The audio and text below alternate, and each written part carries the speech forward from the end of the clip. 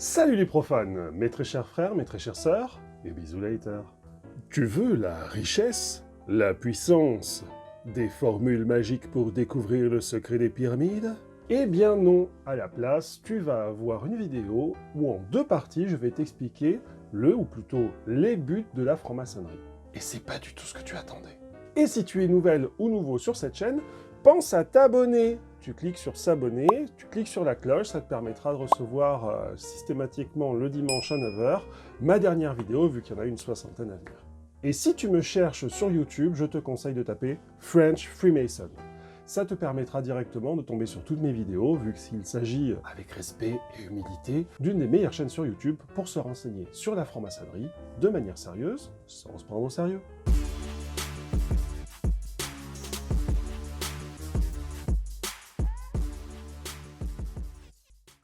Quand les Allemands et les collabos ont été volés les archives maçonniques durant la Seconde Guerre mondiale, ils se sont dit « Haha, à nous les secrets mystiques de la franc-maçonnerie pour contrôler le monde !» Et quand ils se sont mis à lire ces documents secrets, ils ont vu que c'était juste 200 ans d'administratif, de secrétariat, de cahier de loge. Mais la déception des mecs! 200 ans de secrétariat de loge! Moi, juste quelques années, j'ai cru que j'allais mourir. C'est pourquoi on va commencer par parler du fantasme maçonnique. En franc-maçonnerie, c'est souvent le contraire de ce que tu crois qui va arriver, qui arrive. C'est-à-dire, par exemple, tu vas passer compagnon, et tu t'imagines plein de trucs sur le passage de compagnon. Et bah pas du tout, c'est jamais comme ça que ça se passe. D'ailleurs, c'est pour ça, ça sert à rien de récupérer des rituels avant les grades, de les lire, d'essayer de comprendre ce qui va se passer. Le plus important en franc-maçonnerie, c'est de vivre la cérémonie. C'est d'être partie prenante de la cérémonie pour pouvoir apprécier justement ce qui se passe, lâcher prise, réaliser aussi que c'est impossible de se souvenir du premier coup de tout ce qui va se passer. Puis vu qu'on aura les rituels juste après le grade, ça sert à rien de se prendre la tête. On souffle, on vit la cérémonie et ensuite on travaille. Parce que quand t'es apprenti, en fait, on te dit plein de choses et tu te dis mais quand j'aurai passé d'autres grades, je suis sûr que je vais découvrir plein d'autres trucs. En fait, tu t'aperçois que plus tu passes de grade, plus c'est simplement des outils pour t'expliquer ce qu'on t'a déjà expliqué avant, mais que tu n'avais pas compris.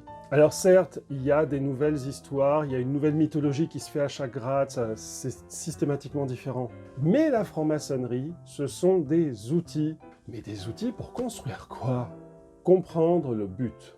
Il y a des rites qui jouent la carte du mystère en franc-maçonnerie, genre le RER, le régime écossais rectifié. En réalité, le ou les buts de la franc-maçonnerie diffèrent des époques, des rites et des grades. Par exemple, les Anglais. Oui, je parle souvent des Anglais, c'est normal. Par exemple, les Anglais, ils ont supprimé, je crois, en 1989, le fait qu'un mot était transmis au Royal Arch Companion, le compagnon de l'arc royal, ou compagnon de l'Arche royale. En fait, ils ont supprimé ce mot parce que ce mot, c'était une corruption mal écrite du XVIIIe siècle d'un autre mot qui existe en vrai, dans la Bible, qui existe. Et le problème, c'est que pour eux, transmettre ce mot, c'était transmettre la tradition. Alors qu'en fait, c'était juste transmettre la corruption d'un mot qui n'avait aucun sens. Et eux, ils s'accrochaient à ce mot, ils disaient « Il faut absolument qu'on le transmette aux jeunes générations !» Et les sociétés religieuses, elles disaient « Blasphème !» Donc, au bout d'un moment, en 1989, ils ont dit « Non, mais on passe, c'est bon. » Réécrire un rituel, c'est une spécialité d'ailleurs de la franc-maçonnerie française. On prend un rituel et puis on dit non, ça c'est plus adapté. Alors on le réduit, puis on le réduit, puis on le réduit. Bref, pour ne pas trop vous spoiler, je vais quand même vous révéler ce qui se trouve dans certains rituels, qui n'est pas secret vraiment.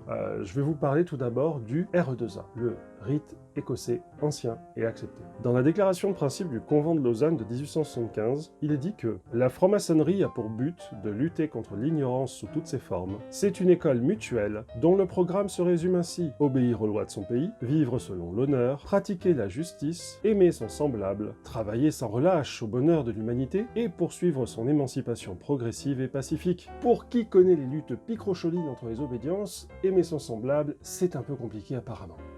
J'ai casé picrocholine, dis donc, c'était pas prévu ça. Au rite français, dit groussier par exemple aussi, parce qu'il y a plein de rites français, il faut le dire.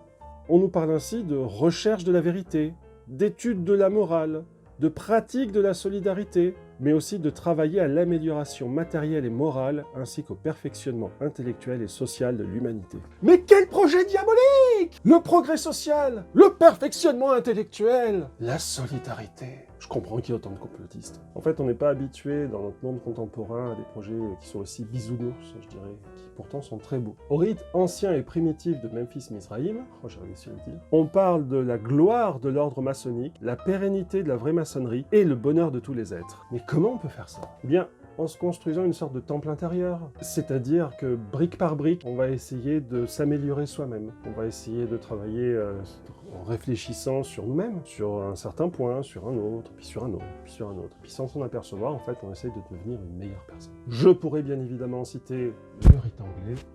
Je pourrais bien évidemment citer, sans toucher le micro, le rite anglais.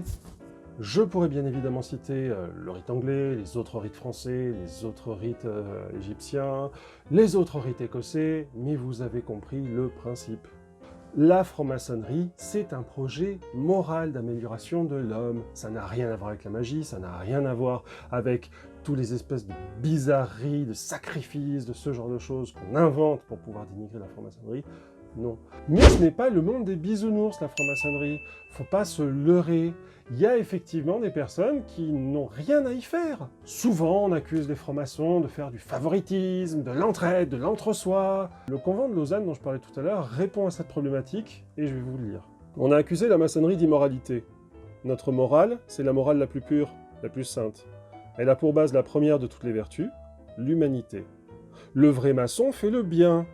Il étend sa sollicitude sur les malheureux, quels qu'ils soient, dans la mesure de sa propre situation.